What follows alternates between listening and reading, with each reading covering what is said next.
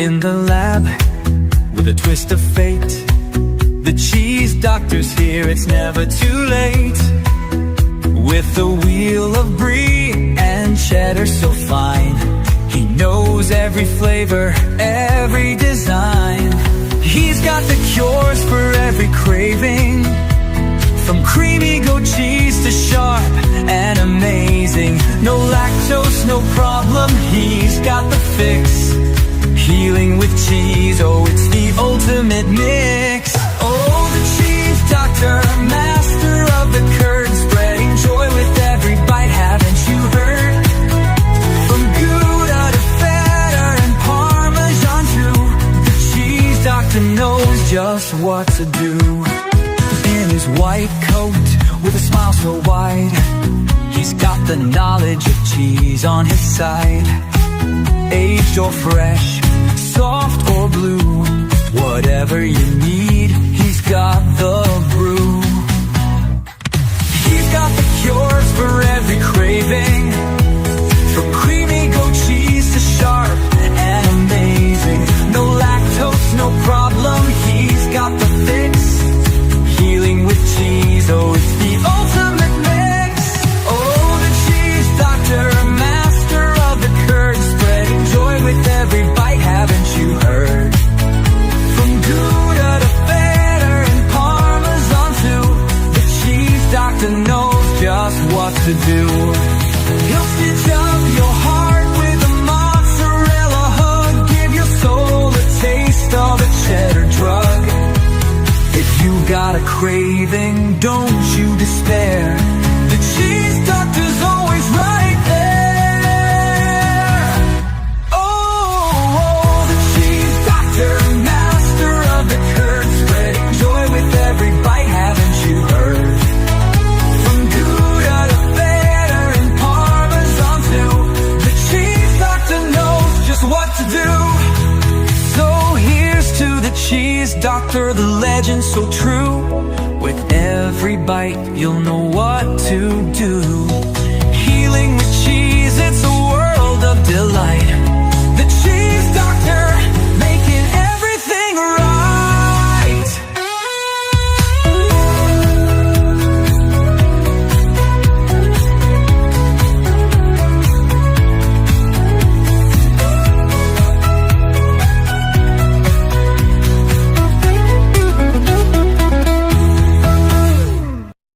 Hola amigos, bienvenidos una vez más a mi canal Doctor Quesero TV y a mi programa de los sábados, Pregúntale al Doctor Quesero. Esto es una ventana abierta para todos los que quieran aprender a hacer quesos artesanales de manera comercial, doméstica, en fin. Si tienen alguna duda de por qué están haciendo los quesos y no les sale algo, tienen un problema, la leche no les cuaja, vengan para acá y con muchísimo gusto los vamos a atender.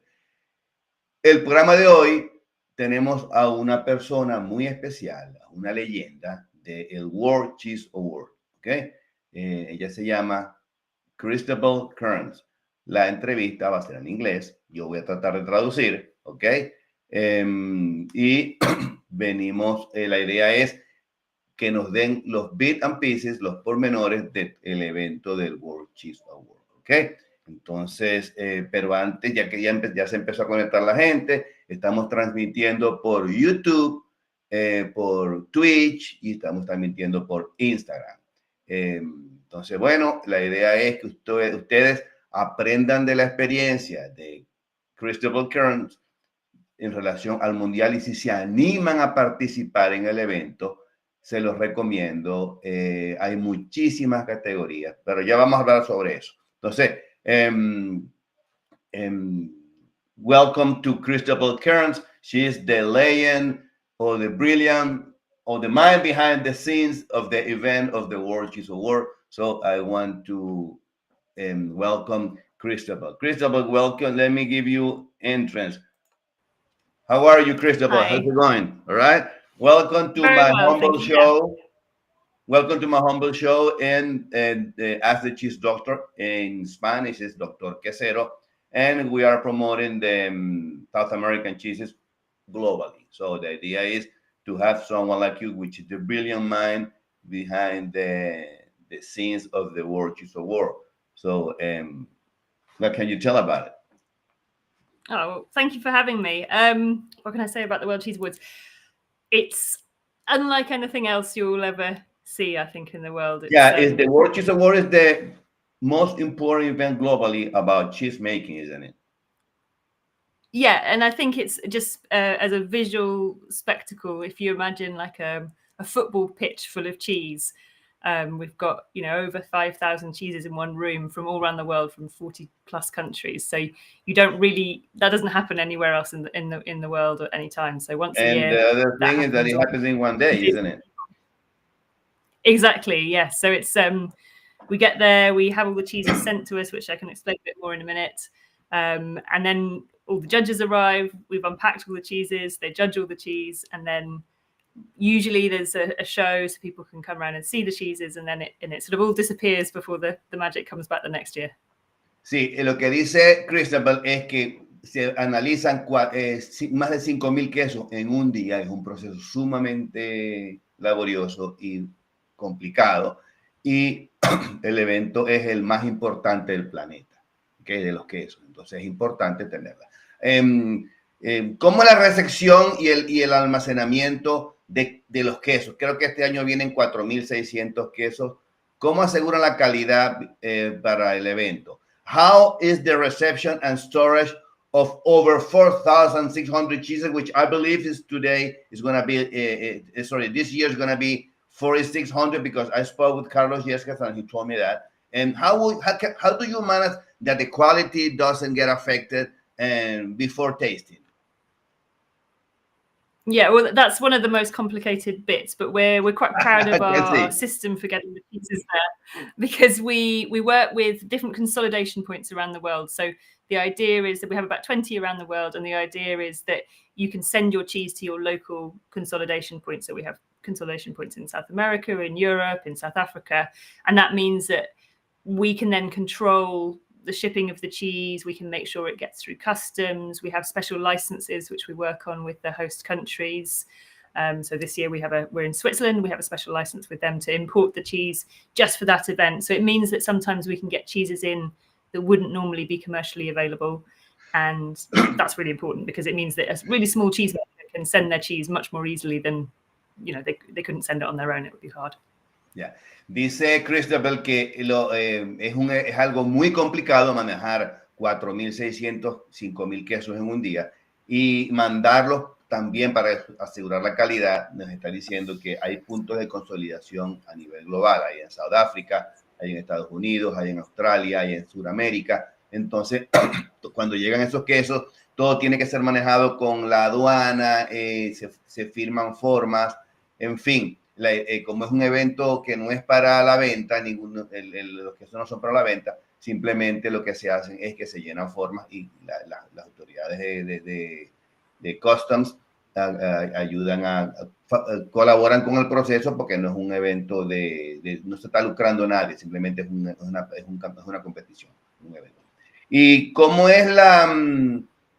aseguran la trazabilidad de cada pieza? ¿Qué métodos utilizan los jueces para identificar y asegurar el puntaje de los quesos sin ninguna confusión? How is the traceability of each cheese? How do you ensure this traceability so the judges doesn't get confused because managing for 5,000, 4,600 cheeses is complicated, and to maintain the sensitivity through the evaluation of the judges as well. Yeah, so it's all, everything is blind tasted. So obviously we don't show the judges what the cheese are. So that makes it extra complicated for us to organize. But what we do is we have this system of codes. So we have a code given to every cheese, and that's unique. And it also has a barcode on it. So we send that to the producers. They put that on their cheese, and then we check the cheese in. So we can sort of, even though you've got a room of 5,000 cheeses, we know exactly where each cheese is and what each cheese is. But the judges don't, which is obviously very important, because then they can be completely impartial when they're doing their judging. This is very... Ella dice que los quesos tienen... Los jueces, los organizadores saben cuáles son los quesos, pero los jueces no lo saben, que cada juez tiene, que cada queso tiene un código de barra, un barcode, pero los jueces no lo conocen. Entonces ellos cuando están los quesos en la mesa, ellos vienen y lo que agarran son los quesos, los prueban, pero no saben qué tipo de queso es. Por supuesto, saben si es un queso azul, si es un queso madurado, pero no saben el tipo de leche y nada de esas cosas. Eso lo saben los jueces, eso lo saben los organizadores. Entonces, a través del código de barra y una serie de planillas que ellos llenan, tienen se llega a ese score y los jueces. And how the judges maintain the sensitivity. So they're all divided up into teams. So we split the cheeses up. Yeah, we split the cheeses up between the tables, and then teams of judges will judge maybe 45, 48 cheeses each, and they will be scoring against a certain criteria. So they look at appearance, they look at texture, they look at aroma, but taste is the most important thing. In terms of, we have some, you want to translate? Okay. Dice Christabel que los jueces están en la mesa, evalúan aproximadamente como 40 quesos por mesa, ¿ok? Y lo evalúan cada queso dependiendo de un perfil ya preestablecido. Entonces ellos aseguran que ese perfil se cumpla y en base a eso dan su puntaje. Ok, y ahora vamos a ver aquí. I have to translate and translate at the same time. Dado el número de quesos que hay en el concurso, ¿ok? ¿Cómo se maneja el workflow para prevenir que los jueces no tengan fatiga en el proceso de sensorial de los quesos, ¿ok? Given the number of cheeses, Christabel, how is the workflow managed to prevent the judges from experiencing palate fatigue, okay, and to ensure that they can maintain the sensitivity and evaluation? The fatigue is also very important because I remember when I studied in the New Zealand cheese school, I studied sensorial analysis and I tried 40 cheeses in one day. Mm-hmm. So to avoid the fatigue, how do you manage that? So a few different ways. Over the years, we've sort of determined what the ideal number of cheeses and the ideal time to do that is. So to make sure that cheeses get enough time per cheese, but also at the end of the process, the cheese that you taste first is getting the same attention as the cheese that you taste last. And we also divide the cheeses into sort of small runs of the same category. So maybe we'll have 5 of similar cheeses and then we'll change the category. So somebody isn't judging a whole table of Gruyere, for instance. They'll maybe do 5 Gruyere and then they'll do some blue cheese. And then, they'll make, and their judges can also choose the order that they judge the cheese in. And we try and kind of lay them out, the stronger flavors at the end and the slightly lighter, more nuanced flavors at the beginning. So there's a few different things, and they have things like palate cleansers and so on. Ok, dice Christabel que los jueces cuando están evaluando los quesos van de menor sabor a mayor sabor para ir aumentando ¿cómo se llama? Para ir aumentando la intensidad de la prueba, del análisis sensorial. Entonces, esa es la idea, que ellos van probando y así el paladar no se fatiga tanto. También cuando ellos están trabajando, no se comen el queso, simplemente que lo botan. Entonces, de esa forma no se sienten mal. Entonces, esa es la idea. Tasting aquí, by the way, if you guys want to ask a question to Christabel, be my guest. You can just put it in the comments and in the chat, and I will translate it. Y si quieren hacer una pregunta a Christabel, con muchísimo gusto se la ponemos. La idea es que estemos interactuando juntos y Christabel con muchísimo gusto se la va a contestar. Ok, testing de testing evaluation. Let's talk about testing evaluation, okay? How the judges get prepared for such amount of cheeses? Do they get a special training, or because of their experience, do they have the expertise to check all the cheeses? Le pregunto a Christabel que cómo se preparan los jueces, cómo son, and how are the judges selected? How's the recruitment process? Cómo son los jueces seleccionados y cómo se preparan para hacer ellos se entrenan para hacer el análisis sensorial de esos quesos. So I'll start with how they're selected, because I think start with that. Obviously, it's very popular. There are a lot of cheese experts in the world. But what we try and do quite carefully is to balance the panel. So it's quite important for us to have some retailers, some people who know about product development, maybe some chefs who use cheese, because you just get a more rounded view rather than just somebody who might look at it only from one technical angle or one use angle. So that's the first thing. And then people recommend people to us. We get applications. We also try and make sure we've got a really good spread of judges from different countries. So it's a really international panel. I think we had judges from 38 countries last year. We also, then obviously you've got lots of different people who speak lots of different languages. So we have to make sure that everybody can communicate with each other. And then we also offer training to the judges. So on the first day they arrive, there's some sensory training, which just gets them, obviously they're all tasting cheese for a living, and they do that in their normal jobs, but it means that everybody can taste cheese together and sort of be on the same page about what they're looking for. And then also we will put like an experienced judge with a much newer judge. So you're kind of keeping the system and making sure that it, the same, if a cheese is judged on table 12, it's the same as cheese is judged on table 30. Dice Christabel que los jueces son escogidos dependiendo del área donde trabajan. Hay chef, hay retailer, ventas, cheese monks que llaman, que venden quesos, y vienen personas de más de 40 países.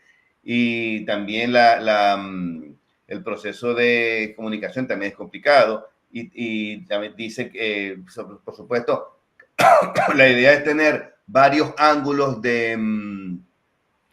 análisis y en el día del evento se hace una especie de briefing, ¿okay? Entre los jueces más experimentados hacen briefing para los demás, para los otros jueces, y hacen una especie de, no prueban queso, pero les dicen lo que tienen que ver, lo que tienen que hacer, cómo tienen que analizar, en fin.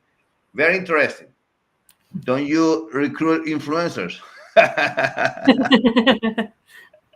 There's a mixture, but I study. By the way, I spoke with Carlos yesterday. I don't know if you know. I know Carlos very well. Yeah. Yeah, and he told me that because I compete in the event, I can be a judge. Exactly. Yeah. One thing I was going to say, it's hard to. Yeah, you can't judge your own cheese, obviously. Yeah, well, but it's not going to be my table anyway. True. But anyway. Yeah. Okay. Another question that I have for you here. ¿Cómo la temperatura y la humedad cómo controlan la temperatura y la humedad en el momento de probar los quesos? ¿Tienen una temperatura ideal? ¿Cuáles son las condiciones óptimas? How are the temperature and the humidity controlled in the tasting room to ensure that the cheeses are presented in an optimal way? How do you guys control that? So you can imagine with 5,000 cheeses, to unpack them all, yeah, that's true. Time. So it takes us about a day to work through everything, check everything off, make sure we've got the right cheese, the right code, etc. And then we will go through the cheeses. So we keep the room at a set temperature. And then obviously the soft cheeses, the blue cheeses, things like that, they need to go back in the fridge. So once we've laid it all out, we then take it all away again and put it back in a fridge. And we have a lorry that's the same size, or a big walk-in chip. Yeah, but I know that, for example, when the cheeses are on the table, or the cheeses are on the table, we need to before they go to the table, they need to get warm, isn't it? What I've studied when I studied in the New Zealand school, and when we did this analysis in sensorial analysis, we have to wait for a cheese to reach more or less 12 degrees Celsius, more or less, which is the right temperature to taste a cheese. Le estoy preguntando que qué temperatura es más aproximadamente es la que hay que utilizar. Yo decía, le dije que cuando yo estuve en la New Zealand Cheese School, la temperatura era más o menos 12 grados para probar los quesos. What can you tell me about it? So that's one of the really important, when we're looking at a venue, that's a really important question is, can they work with us to make sure that the temperature is right for the cheeses? So we go for the temperature that suits the cheeses, and the judges, they need to bring an extra jacket. If they and you guys had a thermometer to try the cheeses before the tasting, or we don't do that. We test the room, so the room is kept room. Okay. Ella dice que no le colocan termómetros a los quesos, pero sí miden la temperatura del cuarto, ¿no? Entonces eso es importante.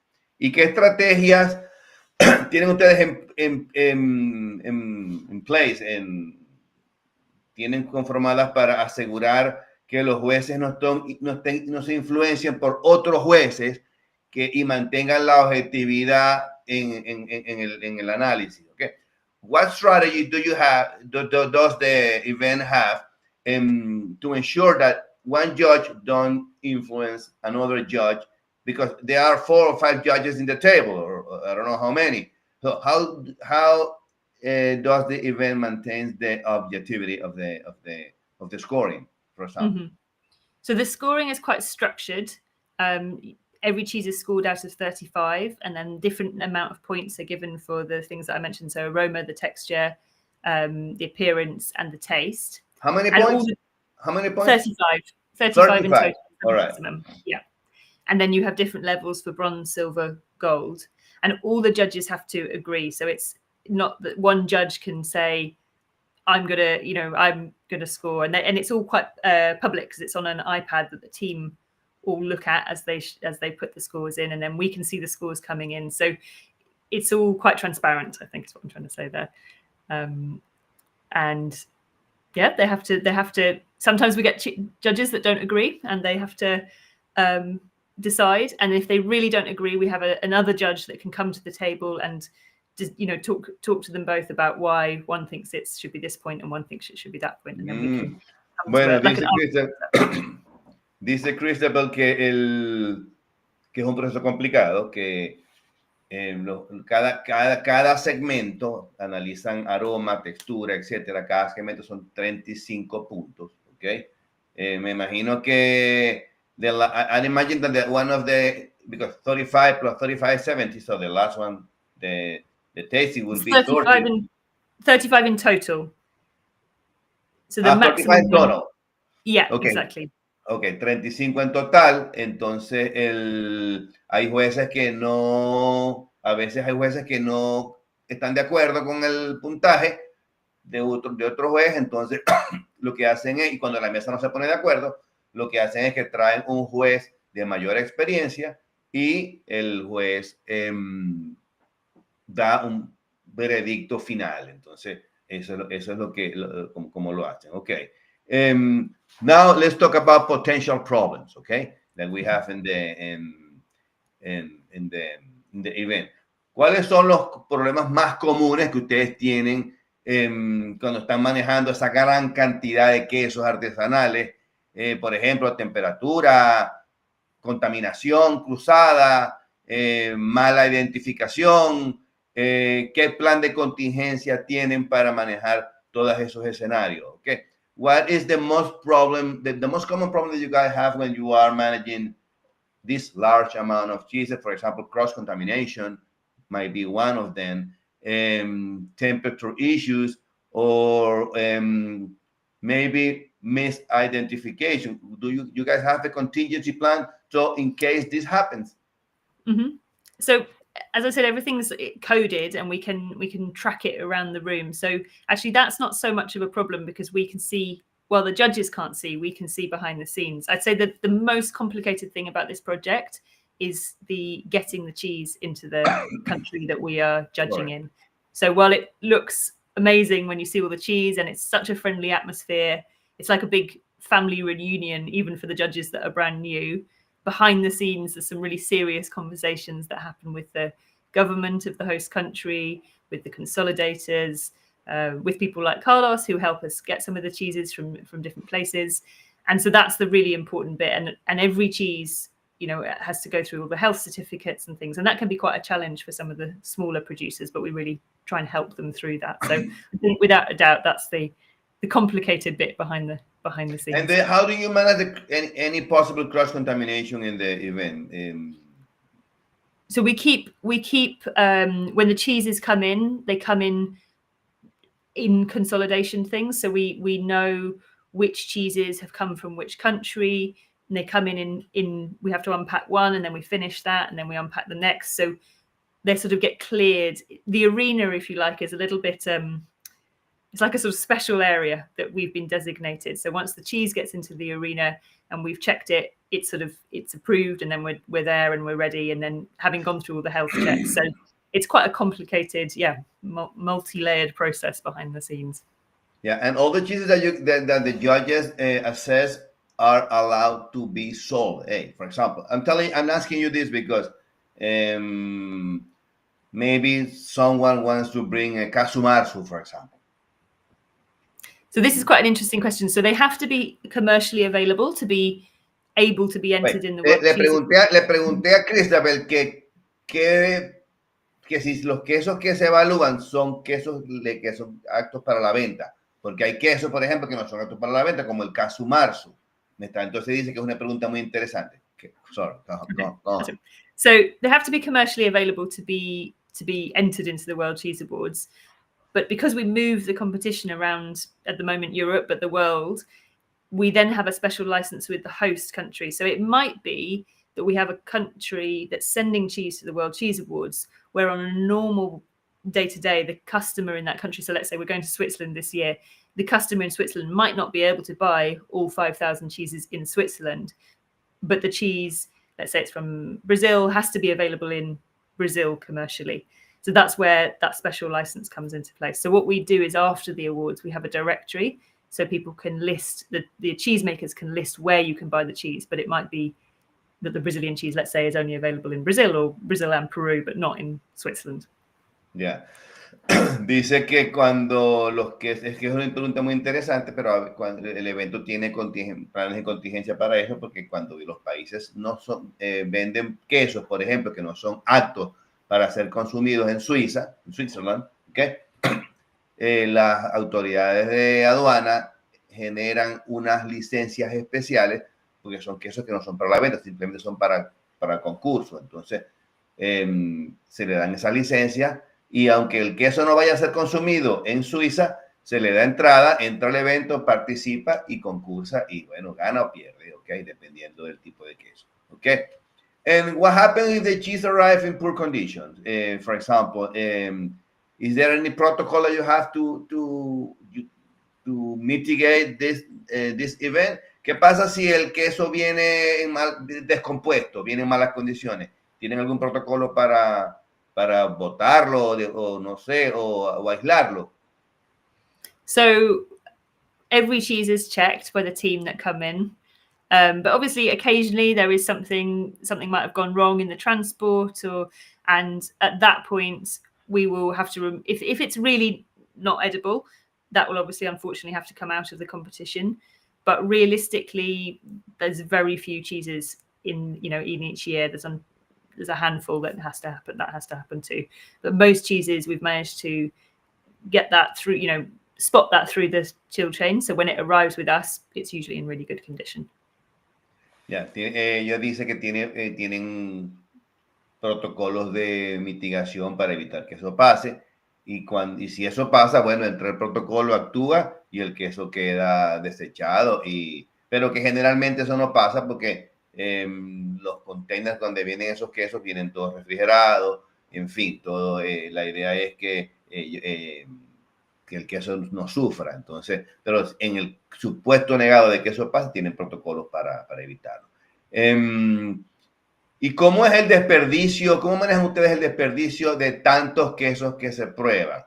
How do you guys manage the waste management of the cheeses because all the cheeses that are caught in the event, the thousands of cheeses tested. Do you dump the cheeses? What do you do with them? So it depends on the country that we're in, and that's usually kind of a key part of the license. So our most preferred thing is to be able to give as much as possible to charity. So we've given it to food banks and places in advance. Because it's a crime to dump the cheeses, eh? Yeah, well, we never just throw it away. So if we can't do that, if it doesn't go back into the human food chain, it can go back into the animal food chain. It gets reused for other products. Really? And it's also been used to actually create energy. So when we were in Norway one year, it was used to create energy to power the local hospital and some other community services. So it really, it depends on the country, but that's a really important thing to us to make sure that it's reused as much as possible in the best way possible. Dice Christabel que tienen planes de contingencia, que eso depende de cada país. Si el país permite que el queso se consuma, lo usan, pero generalmente tienen, cuando eso no se permite, lo que se hace es que al queso se utiliza para caridad, ¿ok?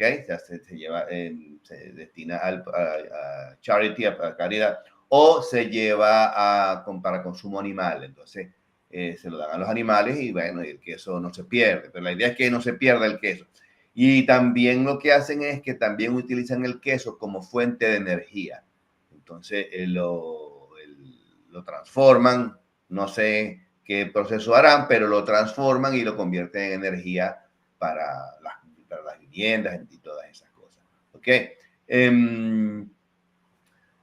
¿Cómo es la seguridad alimentaria, Christabel, en el evento? ¿Ok? De ese tamaño. ¿Ok? Me refiero desde la parte del transporte a la parte del tasting. How does the World Cheese Award manage the food safety? How do they guarantee that the food safety is compliant with the event? And because this event is a very big event and transportation is a big issue. And from transportation to tasting, how you guys manage this food safety? Well, that's again a big part of this consolidated shipment network. So we work with consolidators that we've worked with for years. So we know that once the cheesemaker obviously have to do their part of the food safety, they have their certificates, then they give it to our consolidated shipper.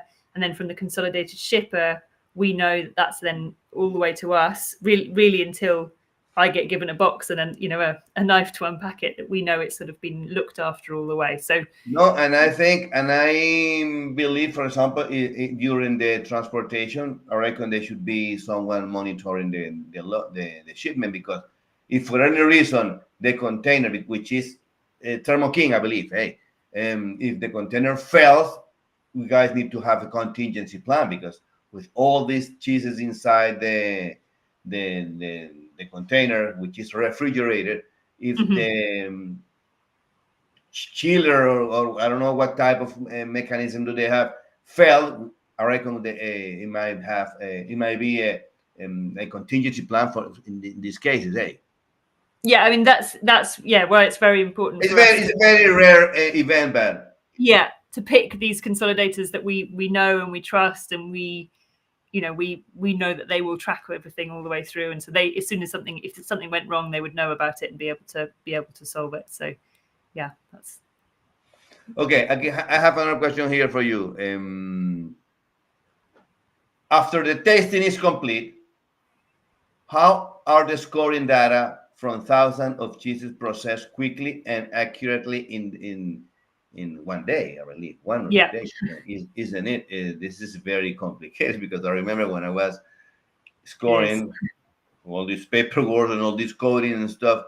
Le estoy preguntando a Christabel que cuando hacen el scoring, el análisis y dan el puntaje, ¿cómo manejan toda esa data en un solo día? 4,000 quesos. Toda esa data llega a un centro, y cómo manejan esa data para dar el ganador al siguiente día. You guys produce your output of the winner the next day, Yes. Yeah. Correct. So how do you do that? How do you guys do that? No sleep. No, I'm joking. No sleep. So I've been doing this for 10 years. And originally, when I was involved, it was paper. And so everybody, all the judges were in paper. And then as soon as they finished, we ran the paper to a room of people that were sat on laptops. They would type in the scores. Somebody else would check they typed it incorrectly. But that was back when we did 2,000, 2,500 cheeses. Now, this year, we're going to be nearer 5,000 cheeses. And fortunately, technology helps us a lot. So we mentioned the barcodes, but then we also give each judge team an iPad. And then they put the scores in directly. And we have this bespoke system which captures the scores. And we can see them in the background, check that they're what they should be. And we go and check the physical cheese. We look at it, check it matches what's on the iPad. So you monitor each judge. I mean, I reckon should be a group of judges which monitor all of them, everyone. Okay, ella dice que antes lo hacían con papel, pero entraban 2.600 quesos.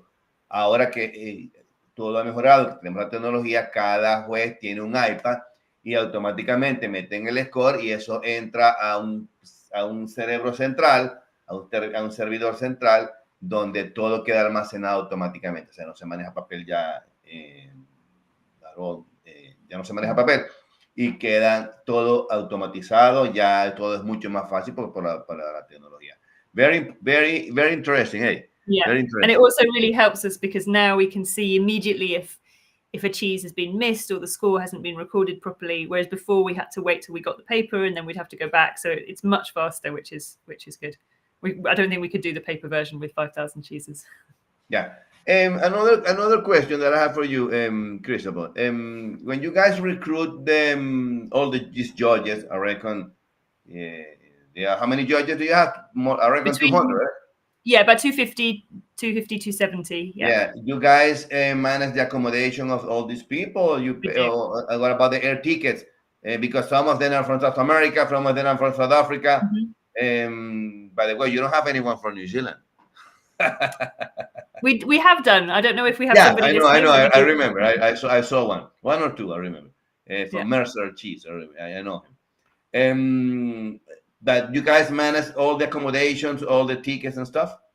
No, so we usually manage the accommodation with the host country. So we work really closely with them, and everybody gets 2 nights in a hotel and sort of quite well looked after. And then for the tickets, we have a budget, so we can put a contribution to different people to help them get there. So what we want to try and do is make it as, a sort of level playing field. So if somebody needs a bit of extra support, we try and help them. If somebody else their company might pay for them to come because it's a good networking opportunity, but we try and sort of make it accessible. When you say the company, you're talking about the sponsors? The sponsors, but also some retailers or other companies may help send their members of staff, because that's obviously a good networking event for them. But mainly we're working with the host country in a budget and sharing that out with everybody to try and get. So the host country afford all these expenses. Yeah, with us. Part of it.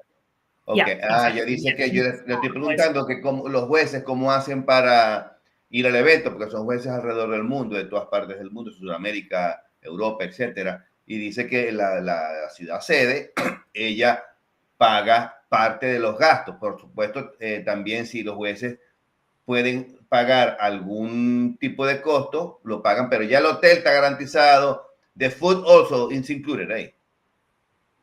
We have a judge's dinner, yes, and we have a welcome evening as well, and we give all the judges lunch as well. So, okay, la comida también y el almuerzo está garantizado. De todas maneras, esos son 1 o 2 días de evento, o sea que no es mucho.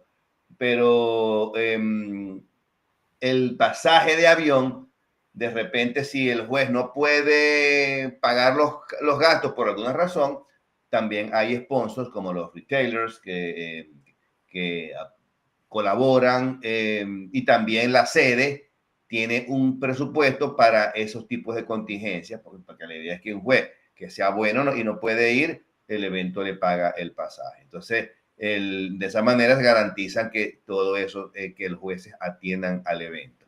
By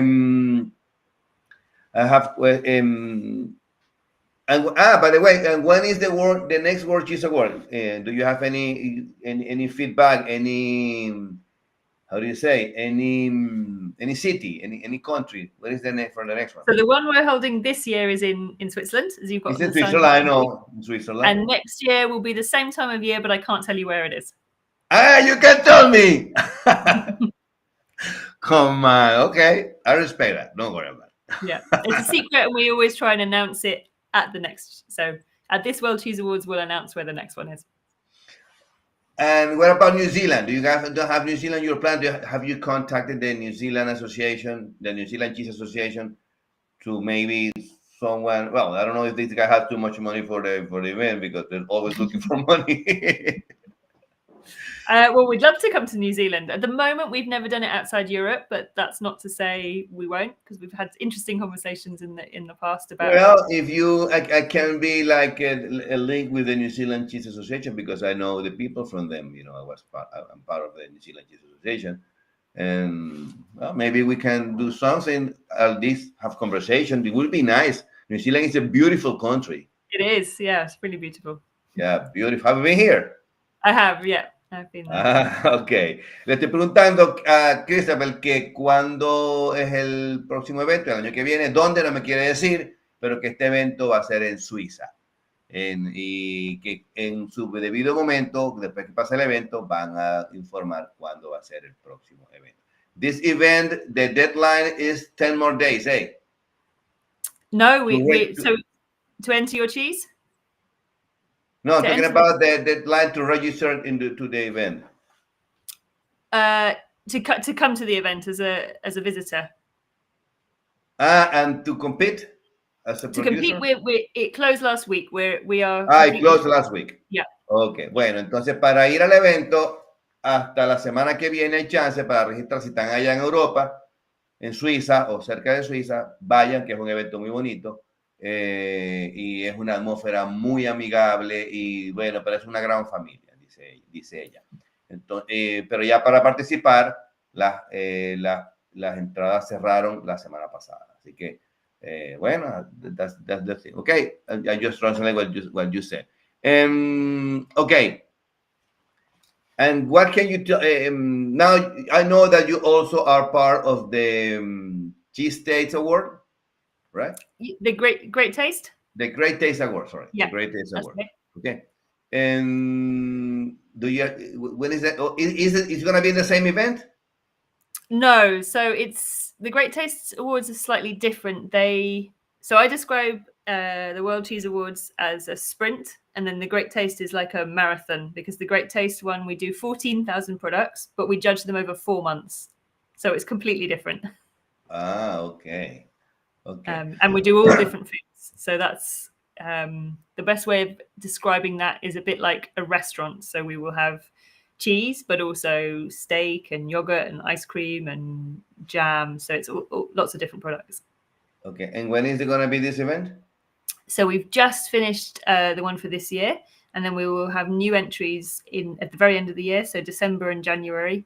And then we'll start the judging again in February and judge until June, July time. Okay, dice que el Great Taste Event es otro evento importante que tienen, apenas terminé ya para partir de, ya pasó este año, y para el año que viene ya las inscripciones empiezan a finales de año, y allí es cualquier tipo de comida, ¿ok? Analiza y entran restaurantes, queso, pero no solamente steaks, cualquier tipo de comida que quieran participar. And what can you tell someone, Christabel, that is starting to make food, for example, say cheese, bread, cake, anything, okay? Mm-hmm. What can you tell them to achieve a unique product? Because I'm asking you that because I promote in this channel that we don't compete with in price, we compete with quality. And the only way to compete with quality is to achieve a unique product. We make cheeses, gourmet cheeses, right? And of course, we also teach here in this channel how to make cheese. But if you want to overcome your future competition and you want to stand over anyone else, you need to make a unique product. How do you achieve that in any type of food that you have that you are the brilliant mind of the World Cheese Award and the Great Taste Award, and so how you guys, and you have seen so many type of food. How can you believe? How do you believe that we can achieve this type of unique flavors, unique products in our business? I think there's a tendency for people to think they've got to come up with something brand new. And sometimes people come up with really good innovations and really clever ideas, but also sometimes making a really simple product or a really traditional product, but really, really well, is, actually as important as something new and a different flavor. So it's the same things I think that we all probably know, but really good ingredients, taking the time to do it, not cutting corners, knowing where your ingredients come from, knowing, absolutely about your process. And because sometimes people can make things very well if there's just one person, and then they sell some more or want to make some more, and then they've got to make two people make the product, and it's harder to scale up. So I think that's quite important as well. Yeah, and one thing that I believe, because that to achieve unique flavors and unique products, one of the things that I believe also is passion. Okay, when you like what you do, when you love what you do. For example, here, I love what I do. Okay, and I get paid for it. So I love what I do, and if you love what you do, you make things. You look for the best ingredient and the best quality. So and of course, there are gonna be cases that your clients won't like what you achieve, what you made, but we learn from this experience and try improve along the way. So that's the idea. Yeah, I think you've got to believe in what you do, but then also listen to a bit of feedback and as you say, develop it as you go. But I think no one makes great food doesn't love doing it. And one last thing, and the event, the World Cheese Award, you guys will be streaming it on live, or we will, yes, like a channel?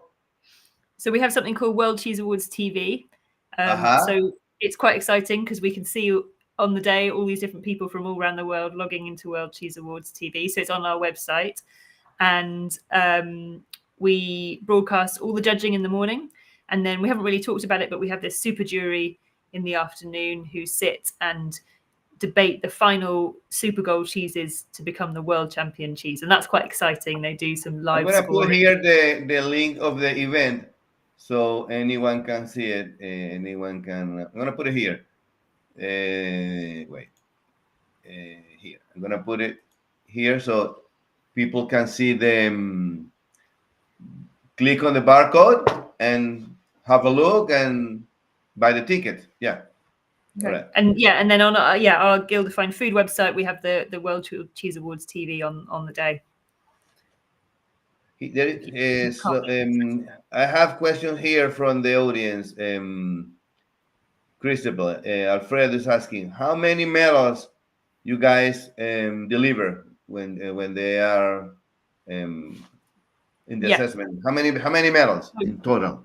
There's actually no limit. So if the judges want to give everything a gold, they could do. But it doesn't work like that in real terms. It's actually quite strange. The number of golds, silvers, and bronze, although we don't put any limits on them, stay about the same. It's quite hard to get an award. I would say 30-40% of cheeses win an award. Tell me about it. Exactly. I made my cheese and only won a bronze medal.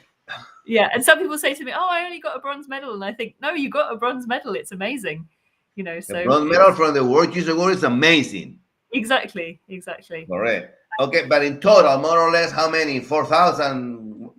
So there might be out of 4,000 cheeses, maybe 1,500 medals. But as I said, it's not a set number. Yeah. And when you're getting to the super golds, you're only 100 super golds out of the 4,000. So. And if someone is asking here, how much is the fee for each piece? Yeah. So to enter to the event as a producer, how much is the fee per piece? So I don't know if this will translate, but it's about £70. 70 pounds. Yeah. Ok, dice Christabel que las medallas son aproximadamente muchísimas, que no hay límite para oro, no hay límite para plata, no hay límite para bronce, y que en total las medallas son aproximadamente como unas 1500, pero la verdad es que es un poco difícil cuantificarlas todas, no tienes el número en la mente, ¿ok? ¿Y cuánto es la entrada? La entrada son 70 libras esterlinas, 70 pounds. Por pieza, por cada pieza. O sea que si van a mandar 3 piezas, son 210. Yo recuerdo, I remember when I participated in 2018, I paid 90 pounds per one. I'm actually getting confused because it's quite late. It's quite late here in the UK at the moment. It's actually £59 if you're in a small business. 59. 59 pounds. Okay. Christabel, let me see if I have another question for you.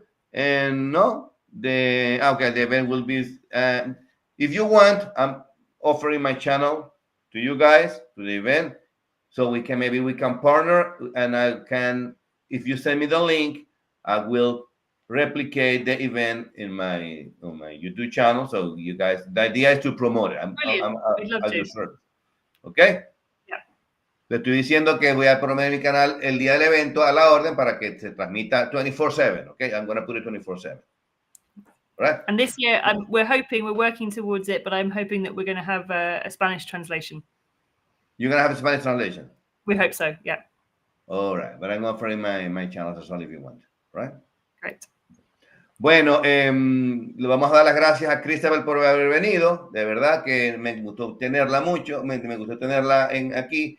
Thank you, Christabel, for coming into the event. I really appreciate it. And well, I hope you guys have the next winner very soon. Okay. My channel is the event. The World Cheese Award disposition. If you want to do something, just give me a call. And because I am in New Zealand, I am the most important influencer in Spanish. Okay. Gavin Weaver is in English in Australia. I am here in South America and in Spanish, and also in New Zealand, the Spanish speaker. This is the one who has more followers. Well, I just leave you the space so you can say goodbye. Thank you. Well, thanks very much for having me, for anybody who's listening. And we're really looking forward to seeing all the cheeses at this year's World Cheese Awards. Okay, dice que gracias por la invitación y que nos vemos en el evento. Okay, Chris, thank you very much. Bye. Thank you. Okay, bye. Bye. Bueno, señores, gracias a Chris, de verdad que me encantó tenerla. La idea es que alguien de esa magnitud hable en relación al mundial. Si no importa, si no participaron este año, no importa. Los eventos son todos los años. Y tener no importa que no sean, que no vivan de los quesos. Es una satisfacción muy bonita tener una medalla. Okay? Don't worry if you don't make cheese as a business. Okay, you might have a business, but you need to have a medal is very rewarding. So the idea is to, if you couldn't make it this year, go and make it next year, okay? Because it's worth it. Once you have your medal, it's yours forever. No one's going to take him away from you, okay? Nadie les va a quitar esa medalla. Ustedes, cuando se la ganen, esa medalla es suya. Yo tengo 4 medallas. I have 4 medals, okay? 2 en el International Cheese Award, 2 in the International Cheese Award, 1 in the New Zealand Cheese Award, and 1 in the World Cheese Award. 4 medals. Y vendrán más. Entonces, participen, okay? Go for it. If you don't compete, you never win. As I said, I have 4 medals and more will come through. I'm very sure. Because, why? Because I'm still making cheese and I love what I do, okay? Bueno, señores, gracias por todo, por venir. De verdad que me encantó tenerlos a todos y nos vemos la semana que viene. Y ya saben que la semana que viene vamos a hablar de un tema en específico. Esta semana no hay preguntas porque no nos da tiempo, pero vamos a hablar sobre un tema como siempre toda la semana y responderemos a su pregunta. Así que hasta la semana que viene. Saludos.